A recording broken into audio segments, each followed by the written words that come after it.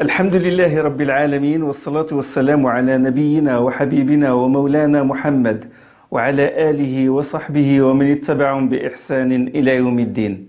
Chères sœurs, chers frères, assalamu alaikum wa rahmatullah dans ce 5e cours sur les finalités de la charia. Bon, nous sommes arrivés maintenant à l'étape qui nous mène directement aux finalités, aux maqasid, à savoir usul al-fiqh, la méthodologie juridique, les grandes règles qui nous servent à déduire les dispositions légales et les enseignements du Coran et de la Sunna. Bon, nous avons dit qu'avec le temps, la faculté de la langue arabe s'est altérée. Quand l'islam s'est répandu, que des non-musulmans ont embrassé l'islam, des Romains et les Perses, la langue arabe a été contaminée par ces différentes langues. Et les gens ne comprenaient pas parfaitement les textes du Coran, n'arrivaient pas à comprendre certains textes du Coran et de la Sunna. Et leur façon d'argumenter s'est trouvée faussée. Et c'est ce qui a poussé un des grands savants du hadith, à savoir Abdurrahman ibn Mahdi, qui est le disciple de l'imam Malik. Il était avec l'imam Shafi'i, le disciple de l'imam Malik.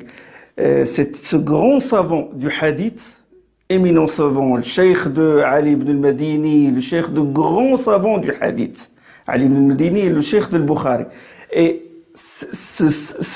Abdurrahman ibn Mahdi, il a constaté ce problème-là, le mélange des informations, les gens tiennent compte de la généralité d'un texte sans tenir compte d'un autre texte qui en restreint la portée. Il prenait un hadith qui n'est pas authentique, ou ils l'utilisaient comme argument en leur faveur. Et donc, ce mélange dans l'argumentation, il a poussé Abdurrahman ibn Mahdi à demander de l'aide de l'imam Shafi'i. L'imam Shafi'i, il est connu pour sa grande éloquence et pour son grand fiqh.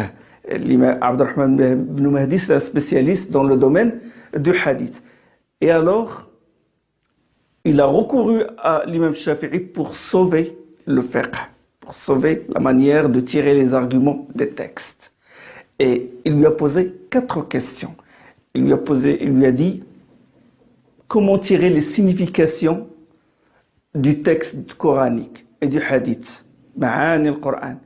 Et il a dit quels sont les hadiths et les récits des pieux prédécesseurs qu'on peut accepter en matière d'argumentation et en matière de déduction des dispositions légales des textes.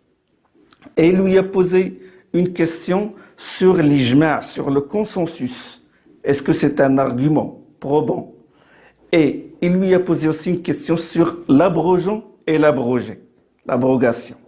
Bien sûr, abrogeant, abrogé, donc il veut savoir comment résoudre les problèmes des divergences apparentes entre les différents hadiths.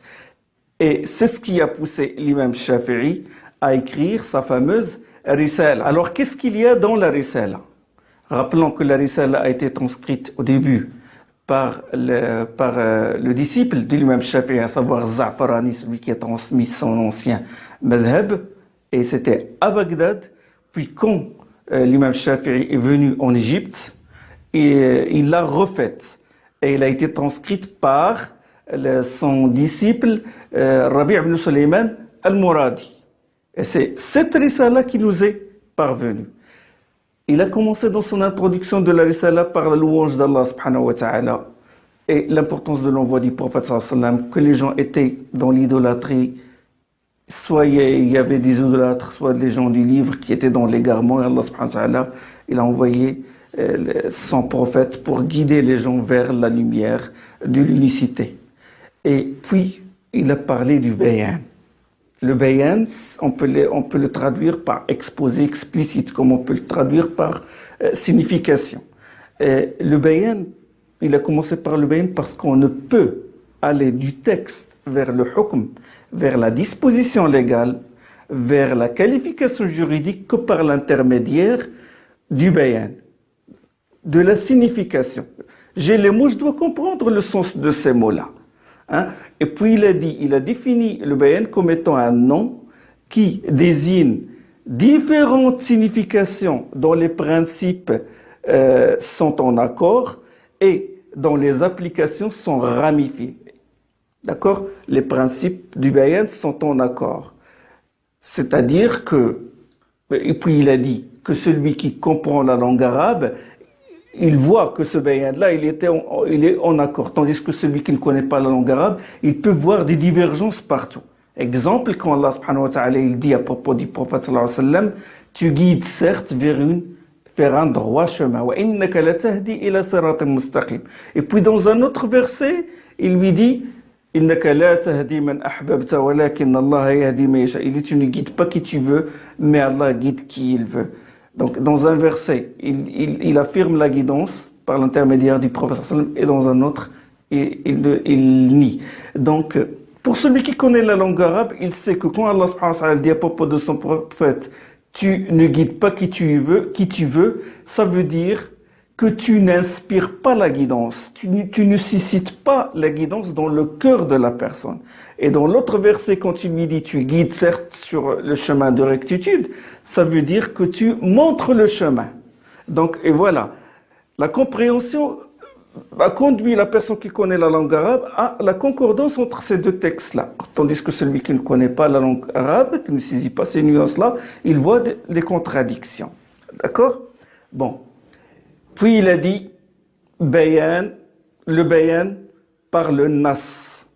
C'est quoi le bayan par le nas? C'est-à-dire l'exposé coranique qui montre le hukm, qui montre la signification par le texte. C'est-à-dire on tire la signification du texte. On n'a pas besoin d'un autre texte, on n'a pas besoin d'explication. Ça se voit, c'est-à-dire ça saute à l'œil. Puis il a dit exemple. Exemple, quand Allah subhanahu wa ta'ala parle du pèlerin qui fait le tamattu', vous me suivez un peu, parce que c'est facile enfin. Et quand Allah subhanahu wa ta'ala parle du pèlerin qui fait le tamattu', c'est-à-dire qui fait le pèlerinage, il suit le rite du tamattu', il fait d'abord la umrah, et puis il se met en état de désacralisation, c'est-à-dire il enlève son ihram, puis il attend une certaine période, il se repose, et puis le 8e jour de Dhul Hijjah, bon, il se met en état de sacralisation, il porte le ihram pour faire le Hajj. La station à Arafat, les lapidations des stèles, etc. Et en reconnaissance de ce tamattu'-là, ce tamattu' veut dire jouissance, c'est-à-dire il jouit d'une certaine aisance, d'un certain repos entre les deux rites. C'est pas comme celui qui fait d'affilée la umrah et le pèlerinage. Celui qui fait ça, qui fait le tamattu', il doit offrir un sacrifice. Il doit offrir un sacrifice à Allah subhanahu wa ta'ala. Mais celui qui ne trouve pas, qui n'a pas les moyens, qu'est-ce qu'il fait? Il jeûne 3 jours au cours du pèlerinage et 7 jours une fois qu'il rentre chez lui. Allah subhanahu wa ta'ala قال فمن لم يجد فصيام 3 أيام في الحج وسبعة إذا رجعتم. Celui qui ne trouve pas de bête sacrificielle, qu'il jeûne 3 jours au cours du pèlerinage et 7 jours une fois qu'il retourne chez lui. 3 et 7. Et puis après il a dit فَتِلْكَ عَشَرَةٌ كَامِلَةٌ. Ce sont en tout 10 jours complets. Donc le texte c'est clair. Celui qui ne trouve pas de bête sacrificielle, 3 jours au pèlerinage, 7 jours chez lui, 3 plus 7 ça fait 10. Comme Allah le dit dans Surat Al-Baqarah. Là j'ai le texte. J'ai pas besoin d'un autre texte pour me donner d'autres détails. C'est bon? Donc ça c'est clair. Et quand Allah subhanahu wa ta'ala parle de l'ordre de jeûner le mois de Ramadan, il dit Shahru Ramadan, le mois de Ramadan au cours duquel le Coran a été révélé. Et il a dit dans les versets sur le Ramadan qui se trouvent dans Surat Al-Baqarah, il dit Faman shahida minkum ash-shahra falyasum. Celui qui voit la lune du mois, qu'il le jeûne. C'est clair. Donc on dit ça c'est un nas, c'est un exposé explicite. Et puis, plus bas que ce nas-là, il y a un autre degré. C'est là où Allah subhanahu wa ta'ala ordonne, montre le hukm, l'ordre ou l'obligation ou l'interdiction, mais le détail de ce hukm-là, c'est la sunna qui s'en charge. Exemple, quand Allah subhanahu wa ta'ala dit « Wa aqimus salata wa atu zakat » accomplissez la prière et acquittez-vous de la zakat, de l'aumône. Mais où trouverai-je les détails de la prière, que la prière du Dhuhr, c'est 4 rak'a, la prière du Asr, c'est 4 rak'a, la prière du Maghrib, c'est 3 rak'a. Où puis-je trouver ça? Je le trouve dans la Sunna. Donc, le hukm, il est bien explicite dans le texte, clair, que c'est obligatoire de prier, mais les détails, la description, comment faire le recours, comment faire le sujoud, l'adhan de la prière, etc., ça c'est la Sunna qui s'en charge. Alors, le premier degré qui est le texte explicite, le deuxième degré qui est le hukm explicite, la disposition légale explicite, mais les détails sont faits par la sunna. Et le troisième degré, c'est le troisième degré, c'est le texte qui comporte un côté clair et un côté qui est global ou qui offre différentes possibilités de compréhension. Exemple, Allah subhanahu wa ta'ala, il dit dans le Coran, Ya ayyuhalladhina amanu, idha qumtum ila as-salati faghsilu wujuhakum wa aydiyakum ila al-marafiqi wamsahu bi ru'usikum wa arjulakum ila al-ka'bayn. Surat al-Ma'idah. Oh, vous qui croyez, lorsque vous vous levez en vue de la prière, lavez vos visages et vos mains jusqu'au coude et passez les mains mouillées sur votre tête et lavez vos pieds. Donc, le texte, il est clair sur le lavage des pieds, le lavage du visage, etc. Mais il y a un côté qui offre différentes possibilités de compréhension. Lorsque vous vous levez, certains savants vont dire, vous vous levez en état d'impureté rituelle, c'est-à-dire que vous avez satisfait vos besoins et vous devez faire les ablutions. Certains savants ils vont dire, vous levez, c'est-à-dire vous êtes réveillé, vous levez du sommeil. Donc il dit, voilà, le sommeil, ça annule les ablutions. Et donc pour faire la prière, il faut faire les ablutions. Donc la sunna, elle explique ça. Quand quelqu'un satisfait ses besoins, il doit faire, il doit se nettoyer, puis laver, puis faire les ablutions. Lorsqu'il se réveille, il doit refaire ses ablutions. Et puis la sunna aussi, il détaille combien de fois il faut laver les membres ses membres, combien de fois. Et aussi la basmala avant les ablutions. Et le fait de laver les mains jusqu'au poignet, parce que le verset du Coran, il parle du lavage de la main jusqu'au coude. C'est-à-dire l'obligatoire, ce qui est obligatoire. Et la sunna nous a expliqué qu'il faut laver les mains, qu'il faut le faire 3 fois, etc. Donc c'est un bayan que se partagent le Coran et la sunna. D'accord?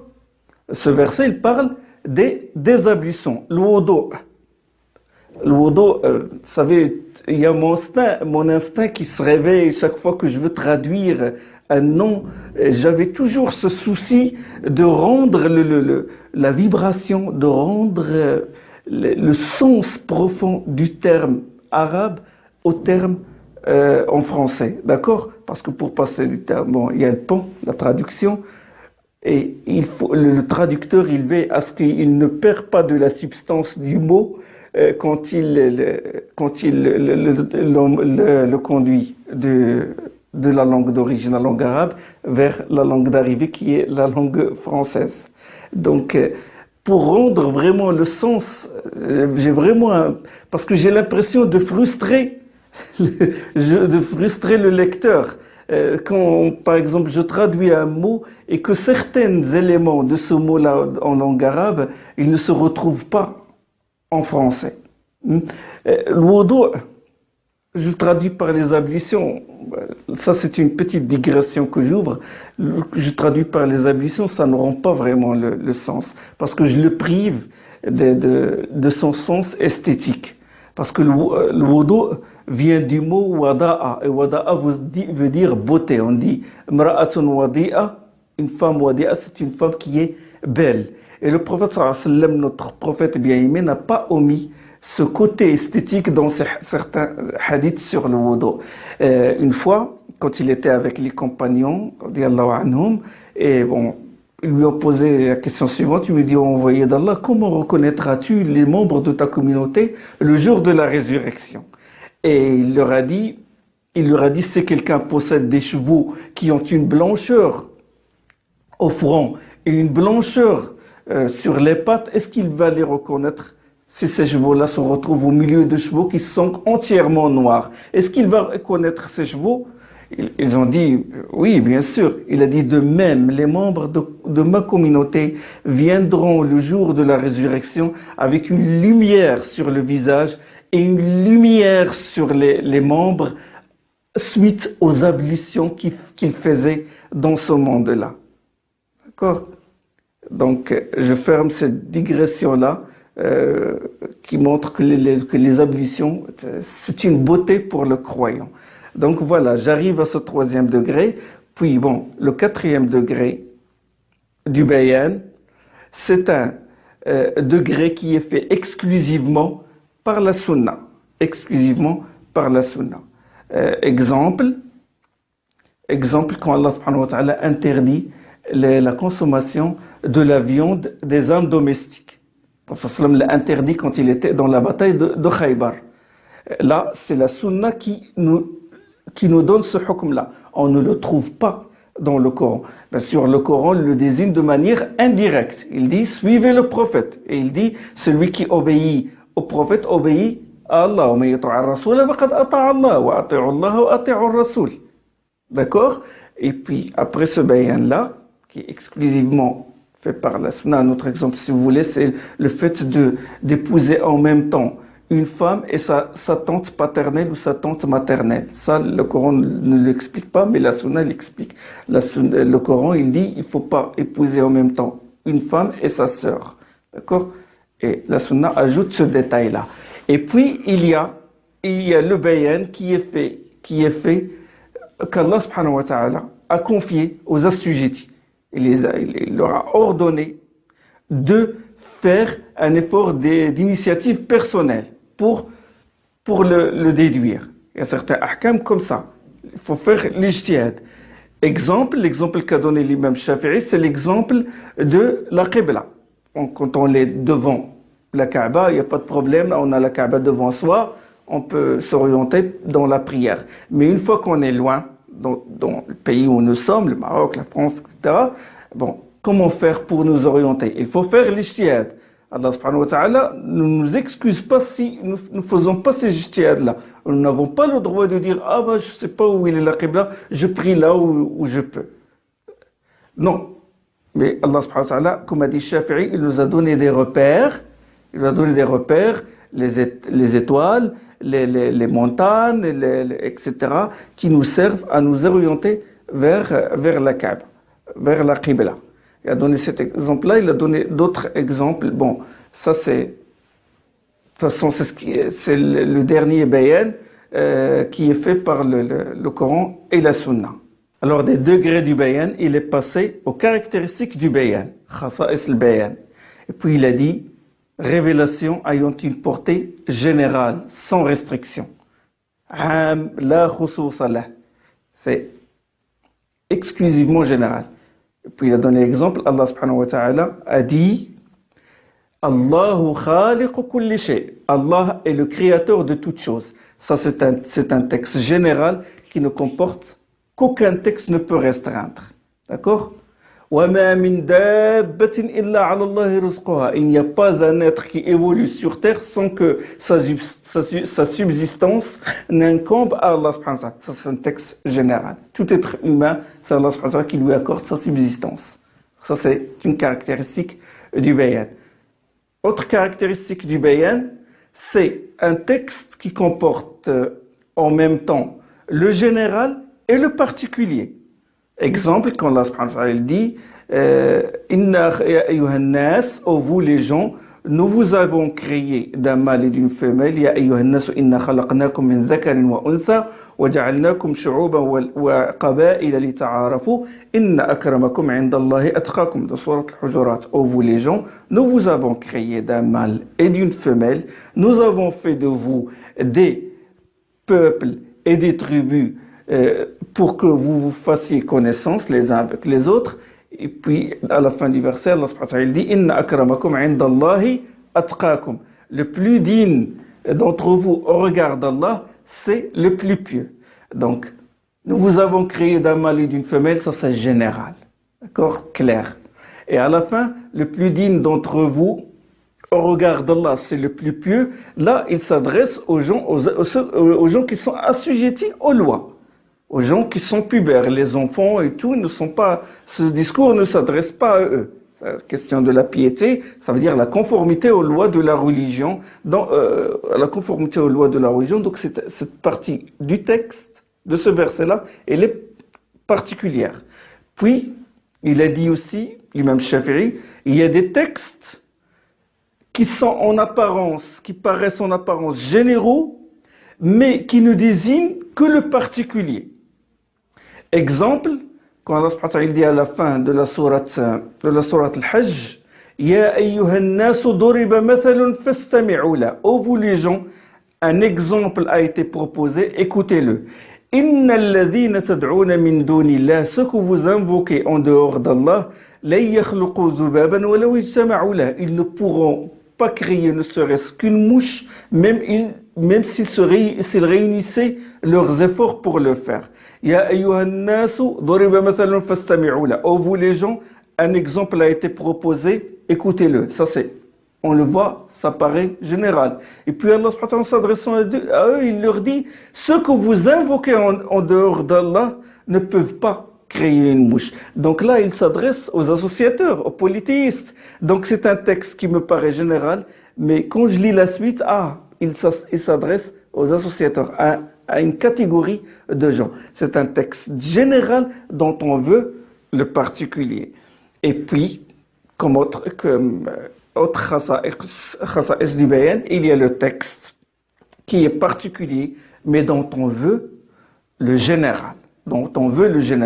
Exemple, Allah subhanahu wa ta'ala dit وَلَا تَقُلْ لَهُمَا أُفٍّ وَلَا تَنْهَرْهُمَا. Ne dis pas à tes parents ouf. Est-ce que ce texte interdit seulement de dire ouf à ses parents?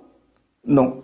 Ce texte veut dire qu'il ne faut pas les frapper, il ne faut pas les insulter, il ne faut pas mal les traiter. Donc c'est un texte général, mais en vérité c'est un texte particulier, mais dont le sens est général.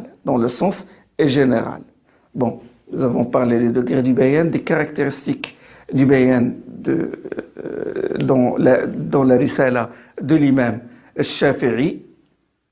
Inch'Allah, la prochaine fois, je vais parler de Nasikh wal Mansoukh, de l'abrogeant et de l'abrogé, et des autres thèmes de la risala. C'est très important, la risala. Il faut que vous fassiez l'effort de me suivre, bien que c'est un peu difficile, mais c'est très important. Ça vous permet de vous construire, de vous mettre sur de bons repères, et de ne pas seulement s'arrêter au titre, au solfèque, finalité, sans connaître la substance et la valeur. سبحانك اللهم بحمدك أشهد أن لا إله إلا أنت أستغفرك وأتوب إليك